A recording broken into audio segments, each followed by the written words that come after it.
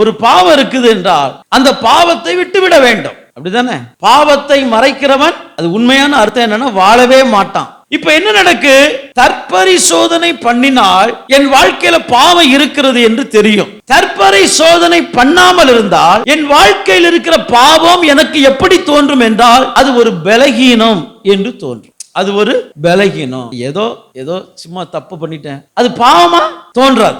இப்ப இந்த பலகீனம் அப்படின்னு தோன்ற ஆரம்பித்து விட்டது என்றால் இவங்க என்ன செய்வாங்க என்றால், முன்பு ஜெபித்ததை விட ரொம்ப சத்தமா ஜெபிப்பாங்க, முன்பு அழுததை விட ரொம்ப சத்தமா ரொம்ப அழுவாங்க, ரொம்ப ஜெபம் பண்ணுவாங்க, ரொம்ப ஆத்ம பாரத்தில் நிறைந்தது போல நடிப்பாங்க.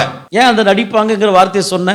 இவர்களுடைய பாவத்தை மறைப்பதற்கு ஒரு மேஜிக் வேலை. தன் பாவத்தை மறைக்கிற இந்த தேவ பிள்ளையின் மூலமாக அந்த குடும்பமே வேதனைக்குள் மாட்டிக்கொள்ளும். அவர்கள் சத்துரு பயன்படுத்தப்படுகிற பாத்திரமாய் மாறுவார்கள். வீட்டுக்காரங்க மற்றவங்க என்ன நினைப்பாங்க? அப்போ இவங்க என்ன ஜெபம் பண்றாங்க அப்படின்னு நினைப்பாங்க. நினைச்சு அவர்கள் சொல்லுகிறது எல்லாம் நம்புவார்கள். எவர்கள் சொல்லுகிறது எல்லாம் நல்லா ஜெபம் பண்றாங்களே, ஜெபம் பண்றவங்க சொல்றதெல்லாம் நம்புவாங்க, ஏற்றுக்கொள்வாங்க.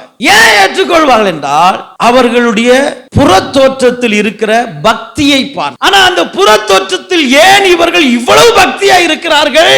அவர்களுக்கு தான் தெரியும் அவர்களுடைய பாவத்தை அவர்கள் பலகீனம் என்று நினைச்சு இந்த பலகீனத்தை சரி செய்யணும் என்பதற்காக முக்கி கதறி சத்தம் போட்டு ஜெபிக்கிறார்கள். ஜெபத்தில் மறைந்து கொள்கிறார்கள். தங்கள் வாழ்க்கையில் இருக்கக்கூடிய தவறுகள் யாரும் கண்டுபிடித்து விடக் கூடாது என்பதற்காக இவர்கள் கொஞ்சம் ஊக்கமாய் ஜெபம் பண்ணி ஜெபத்தில் மறைந்து கொள்கிறார்கள். இவர்கள் மிக மிக ஆபத்தானவர்கள். இவர்கள் விசுவாச கப்பலை கவிழ்த்து போடுவார்கள். இவர்கள் விசுவாச குடும்பத்தை அழித்து போடுவார்கள்.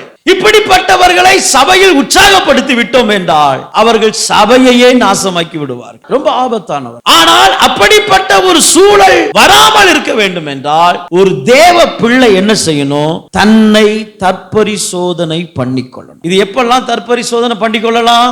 ஒவ்வொரு நாளும் பண்ணிக்கொள்ளணும்.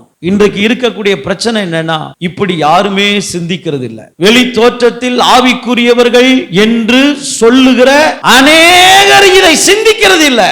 அதனால ஆவிக்குரிய காரியம் என்பது வேஷம் போல மாறிவிட்டது. வேஷம் எப்படி பிசாசும் ஒளியின் தூதனுடைய வேஷத்தை தரித்துக் கொள்கிறானோ அதுபோல பாவிகளும் பரிசுத்த வேஷத்தை தரித்துக் கொள்கிறார்கள். இந்த பாவிகள் எங்கே இருக்கிறார்கள்?